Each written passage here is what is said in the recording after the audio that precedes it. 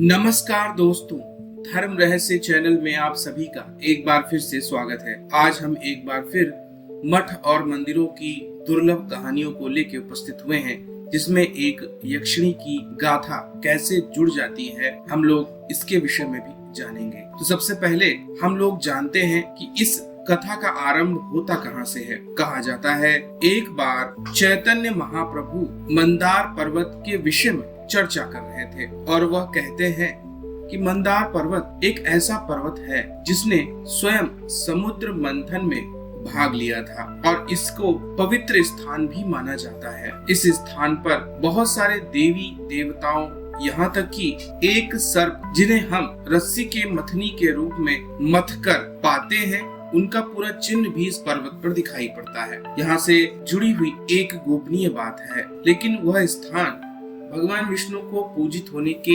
बावजूद भी कभी वहाँ पर एक यक्षिणी वास करती थी। चैतन्य महाप्रभु के इस प्रकार अन्य लोगों को यह बात बताने पर उन्हीं में से उनके शिष्यों में एक व्यक्ति कहता है, आपने जो यह बात बताई है इसके विषय में पूरी जानकारी आप मुझे दीजिए। तब चैतन्य महाप्रभु कहते हैं कि इस संबंध में जो ज्ञान मुझे एक साधु से मिला था, आप उनके पास जाइए, वही आपको इसका पूरा ज्ञान देंगे और पूरी कथा को सुनाएंगे। तब वह व्यक्ति एक साधु के पास पहुंच जाता है, जिससे यह जानकारी प्रसिद्ध वैष्णव संत चैतन्य महाप्रभु को प्राप्त हुई थी। साधु की सेवा सत्कार के बाद वह व्यक्ति साधु से इस दुर्लभ पर्वत और इससे जुड़ी हुई गोपनीय शक्ति के विषय में जानकारी प्राप्त करने के लिए उनके पास पहुंचता है। साधु महाराज प्रसन्न हो जाते हैं उस व्यक्ति की सेवा से और कहते हैं, तुम्हारा यहाँ आने का क्या कारण है। तब वह संत चैतन्य महाप्रभु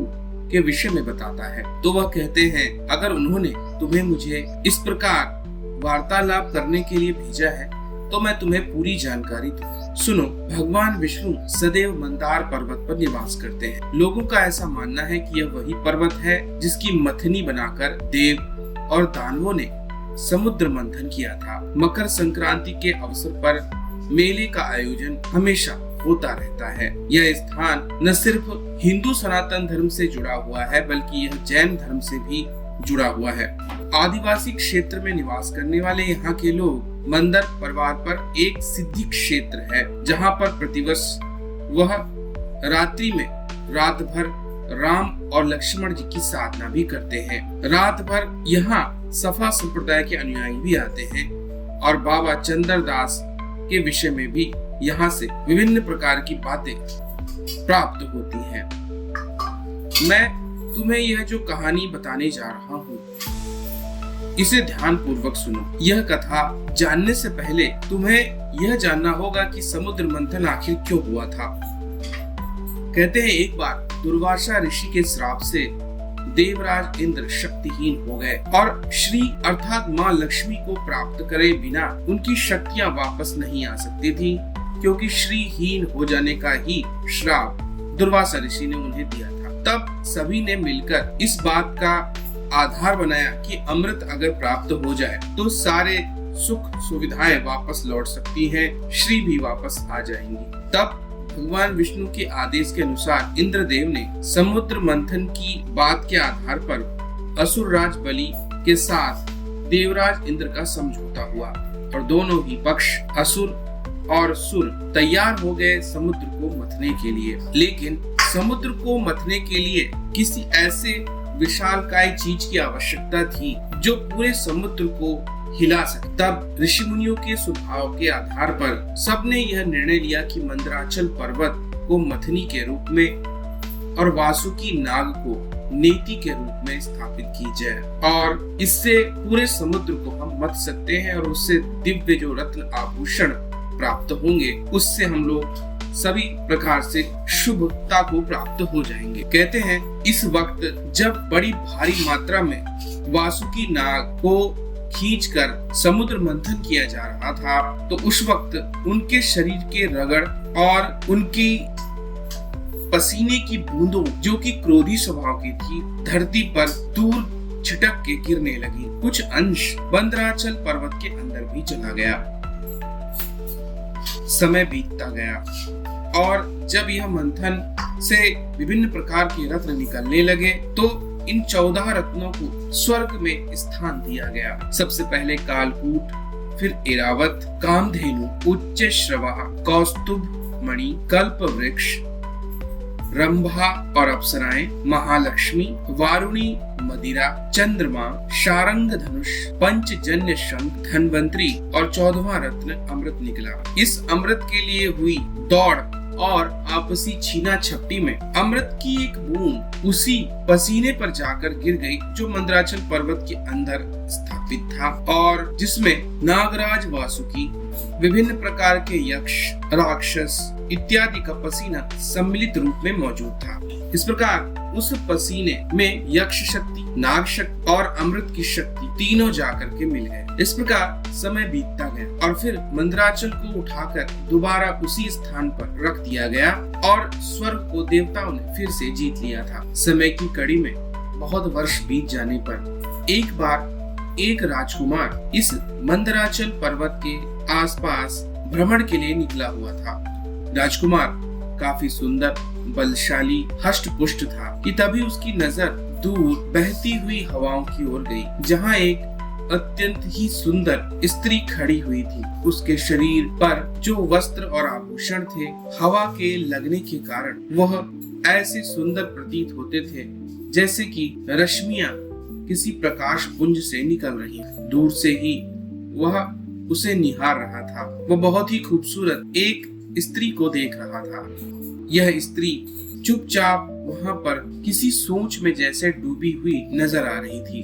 राजकुमार दूर से ही उसे देख रहा था कि तभी वह स्त्री अचानक से उठी और एक तरफ चलने लगी। वह उस पर्वत पे ही इधर उधर चारों तरफ भ्रमण कर रही थी। कुछ देर पीछा करने के बाद राजकुमार को लगा कि वह उसे किसी भी प्रकार से परेशान न करे, इसलिए वह वापस अपने राज्य को लौट गया। रात्रि में सोते वक्त उसे बार बार उसी कन्या का विचार आ रहा था। उसे देखने और उसकी सुंदरता का जो भाव उसके अंदर विद्यमान हो गया था, वह उसे सही प्रकार से सोने तक नहीं दे रहा था। इसलिए अगले दिन फिर से वह उसी स्थान पर पहुंच गया जहां पर वह स्त्री एक बार फिर से चारों तरफ उस मंदराचल पर्वत में घूम रही थी। थोड़ी देर बाद रात्रि का समय होने लगा, लेकिन राजकुमार उसे निहारता रहा। उसके मन में एक विशेष तरह की बेचैनी उसे देखने के लिए स्थापित रहती थी। जैसे ही चंद्रमा का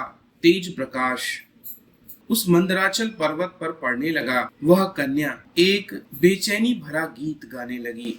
विरहा की अगरी में जल रही हूँ मैं, प्रेम की प्यास में तरस रही हूँ मैं, तेरी यादों के साए में आँखों से अश्रु बहा रही हूँ मैं। ओ प्रियतम तू कहाँ छुपा है,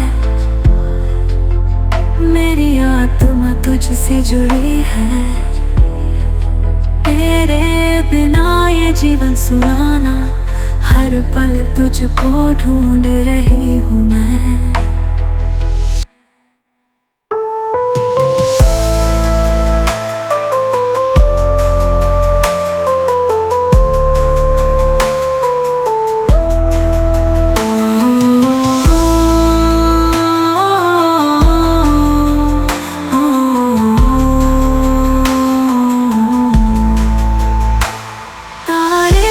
मुझसे पूछ रहे हैं कहाँ खो गया तेरा साथी, चांद भी कहता है रात भर तेरी राहों में बैठी हूँ मैं। हो प्रियतम तू कहाँ छुपा है, मेरी आत्मा तुझसे जुड़ी है, तेरे बिना ये जीवन सुनाना, हर पल तुझको ढूंढ रही हूँ मैं। हवा के झोंके तेरी खुशबू लाते, पत्ते भी तेरे कदमों की आहट सुनाते, सपनों में भी तुझसे मिलन की आस, तेरी राह में हर पल खड़ी हूँ मैं। ओ प्रियतम तू कहाँ छुपा है, मेरी आत्मा तुझसे जुड़ी है। तेरे बिना ये जीवन सुनाना, हर पल तुझको ढूंढ रही हूँ मैं।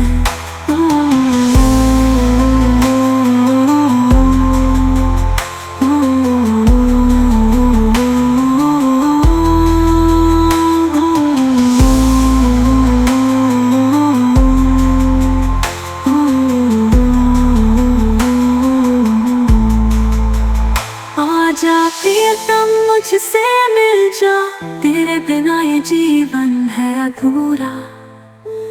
तेरी बाहों में बंध कर इस दिल को मैं मिटा रही हूँ। ओ प्रियतम तू कहाँ छुपा है, मेरी आत्मा तुझसे जुड़ी है। तेरे बिना ये जीवन सुनाना, हर पल तुझको ढूंढ रही हूँ मैं।